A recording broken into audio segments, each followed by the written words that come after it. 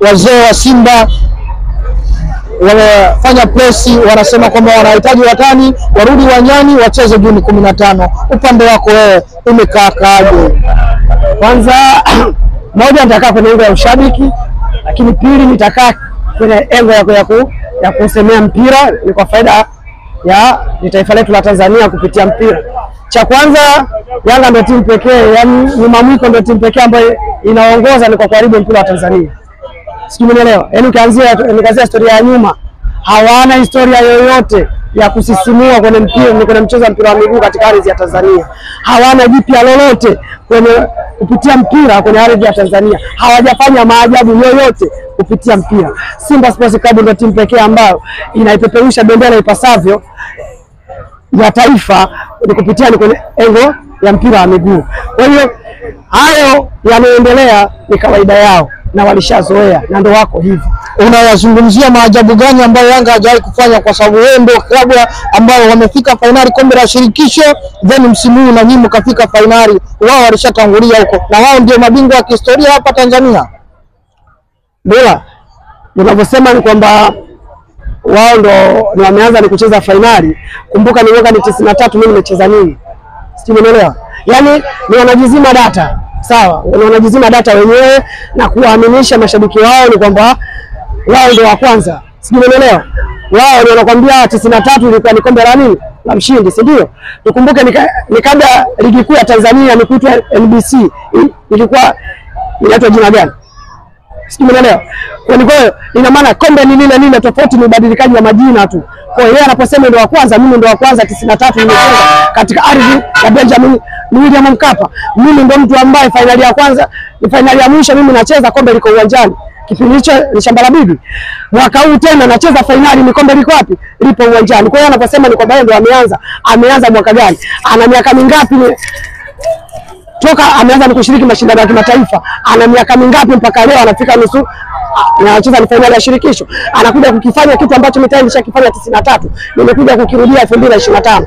Kwa anapita kwa, yani anakuwa analipa madeni ambayo mimi tayari nishafanyaje, nilishayafanya. Sijui umeelewa? Kwa hiyo tunavyosema ni kuzungumzia mpira, maajabu ya mpira, Simba Sports Club ndio ameanza ni katika ardhi ya Tanzania. Ndio timu ya kwanza kuvaa jezi, ndio timu ya kwanza ni kuvaa viatu, ndio timu ya kwanza kupanda ndege, ndio timu ya kwanza ni kuleta kombe uwanjani, finali inapigwa. Ndio timu ya kwanza ambao mashindano ya Africa Super League yamezinduliwa ni katika uwanja wa Benjamin Mkapa. Mgeni rasmi akiwa ni rais wa FIFA. Mgeni ni mwalikwa Arsene Wenger, refa bora wa dunia, alikuja katika ardhi ya Tanzania kushuhudia mechi kubwa ya Kiafrika, Simba vs Al Ahly katika mashindano ya Africa Super League. Unaniambia Yanga ni wa kwanza kualipa? Unataka kusema ndio timu ya kwanza kuruhusu kombe kuondoka alikuwa nyumbani? Sisi tumeelewa. Yeye amecheza finali ipi? Unaniambia anacheza finali ikiwa kombe alipo uwanjani. Sisi tumeelewa. Yaani unajisifu kwamba mimi nimecheza finali katika ardhi ya nyumbani, kombe hakuna. Mimi nimecheza finali 2 katika ardhi ya Tanzania, kombe likiwa uwanjani. Sisi tumeelewa. Mimi nimemleta rais wa FIFA kwa mara ya kwanza kushuhudia mpira ni kati ya timu mbili kubwa barani Afrika. Sawa, mtu wa nafasi ya 4 na nafasi ya 5 kwenye uzinduzi wa mashindano makubwa barani Afrika, mashindano ambayo yana hela nyingi ni kushinda mashindano yote ni barani Afrika. Simba Sports Club ndio timu ya kwanza. Simuelewa, Simba Sports Club ndio timu ya kwanza ambao CAF ni wanatoa tuzo ya mashabiki bora. Hawakutoa tuzo ya mashabiki bora kwa bahati mbaya, kwa sababu katika mashindano yale Simba ndio timu pekee ambayo uwanja wa Benjamin Mkapa ulijaa kwa kiingilio cha mashabiki wake. Lakini ndio timu hiyo msimu huu imeongoza kupiga mashabiki wa timu zingine ambao wameenda kushangilia uwanjani. Turudi kwenye dabi ya Juni 15. Wao washasema hawachezi na kama hawachezi, wazee wenu wameanza kutoka rasmi sasa. Kutoka kwenye media na wao kusema kwamba wanalazimisha watani wao waende wacheze. Ikiwa wao ili hali washasema hawachezi, na kama wako tayari wape hizo pointi 3 na wakati wao pointi 15. So wazee wa Simba wametoka wanashinikiza warudi wakacheze mpira. Hii maana yake ni nini? Kwa sababu wao walishasema hawachezi. Mimi sikai kwenye engo ya wazee mimi wamezungumza. Sawa. Inarudi kwenye engo kwamba mimi nazungumza. Sijui umeelewa. Tuache siasa, tuache mpira wa siasa. Sijui umeelewa. Tuache mpira wa matukio ya ajabu. Sijui umeelewa. Tufuate sheria 17 za mpira zinasemaje. Sijui umeelewa. TFF na bodi ya ligi ndio walotoa kauli kusema mchezo umeahirishwa mpaka pale utakapopangiwa tarehe nyingine, si ndio?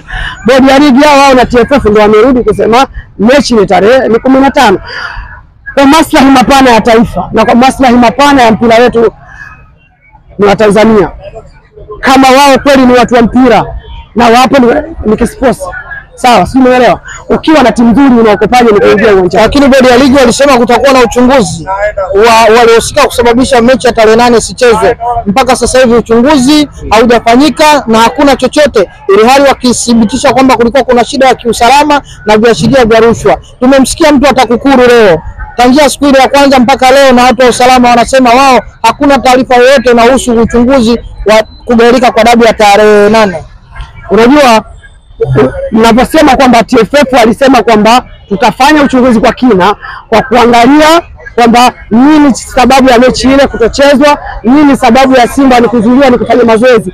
Turudi kujiuliza, je, wakati wanatoa kauli hiyo walisema mechi haitochezwa mpaka uchunguzi utakapochunguza? Ni kwa sababu msikani kwenye mgongo wa engo moja kwamba TFF na bodi ya ligi walitoa kauli ya kusema kwamba tunapisha uchunguzi ni kwa kina ufanyike. Je, walitoa kauli wakasema kwamba mechi haitochezwa mpaka uchunguzi utakapokamilika? Na kwa nini sasa wasiruhusu mechi ikachezwa siku ile? Kwa sababu kulikuwa hakuna viashiria vyovyote mpaka sasa hivi, na wao hawajatoka mbele kwamba majibu kwamba viashiria ama vilikosekana viashiria, hawajakiri hilo kutoka hadharani. Ndio ipo hivi, mpira wetu wa Tanzania unaharibiwa na siasa, sijui umeelewa? Shida kubwa iko hapo, yaani mpira wa Tanzania unaharibiwa na siasa, sijui umeelewa? Kwa unakuta hata kiongozi anaokuja ni katika vilabu vikubwa, anakuja ni kwa kuhitaji ni kwa kiongozi pale, takili target yake kubwa, akili na mawazo na fikra zake, anawaza ubunge, udiwani ama urais aende akagombanie. Hilo ndio sababu kubwa, sijui umeelewa? Na ukiangalia vuguvugu lote linaloendelea ni wakati gani? Ni wakati ambao tayari kwamba nchi inakwenda ni kutoa maamuzi, nani atakuwa rais wa Jamhuri ya Muungano wa Tanzania, nani atakuwa liwakilisha bunge. Kwa mpira wetu umegubikwa sana na mambo ya kisiasa kutokana na aina ya viongozi ambao tunawasimamisha ni kwenye mpira wetu, tukiamini hawa ni watakuja kupambania mpira wetu, kusemea mpira wetu, kufikisha mpira wetu. Kumbe wao wanakuja na malengo yao kwa kusema nikae baada ya miaka kadhaa nienda nikagombee ubunge kwetu, nikagombee udiwani kwetu hivyo. Lakini kama siasa zikitolewa pembeni, mpira ukabaki unaendeshwa kama mpira. Tufuate sheria 17 za mpira zinaposema haya yote hayatu ni kuwepo. Shida ni kwamba TFF na bodi ya ligi viongozi ni wale wa Simba na Yanga, na hao viongozi ndio viongozi ambao ni wana sauti ni kuwashinda viongozi wa vilabu vingine. Shida ndio inakuja hapa,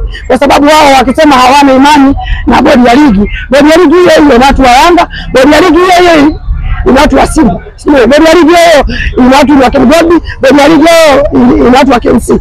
Lakini hawa watu ambao ni wanatoka ni kwenye timu ndogo ndogo hawana sauti ya kupaza katika bodi ya ligi. Wanaokuwa na sauti kubwa ni wale wanaotoka ni katika vilabu vya Simba na Yanga. Kwa hiyo Yanga wanapokuja ni kusema kwamba hatuna imani na bodi ya ligi, kwanza waanze kuwanyoshia viongozi wao ambao ni wanaunda ni bodi ya ligi, ambao ni wanachama wa Yanga, waanze kuwashurutisha wao, kwa sababu kama mechi imeahirishwa ina maana na wao viongozi wao wamehusika ni katika kufanyaje ni kuahirisha hili. Sasa wasiishi kwa kwamba vijana wa Yanga ndio kwa bodi ya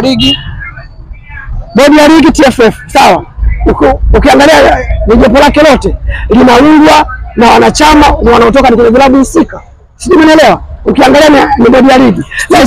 Steven Mguto ni ambaye alikuwa mwenyekiti wa Coastal Union amepoteza sifa muda mrefu za kuwa mwenyekiti wa bodi ya ligi, lakini mpaka sasa yupo kwenye bodi ya ligi kwa sababu sio mwenyekiti tena, na inahitaji mtu ambaye anapaswa kuwa mwenyekiti wa bodi ya ligi au anatokana na klabu moja wapo ya ligi kuu Tanzania bara. Hii hauoni kwamba inachagiza zaidi kwa wanachokizungumza Yanga kwamba Steven Mguto amekosa sifa?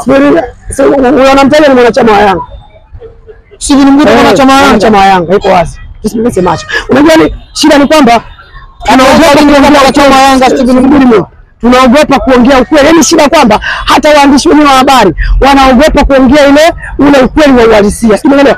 Mula, Steven Mguto mkubwa hapa, timu kubwa katika ardhi ya Tanzania ni mbili tu. Umeelewa? Steven Mguto.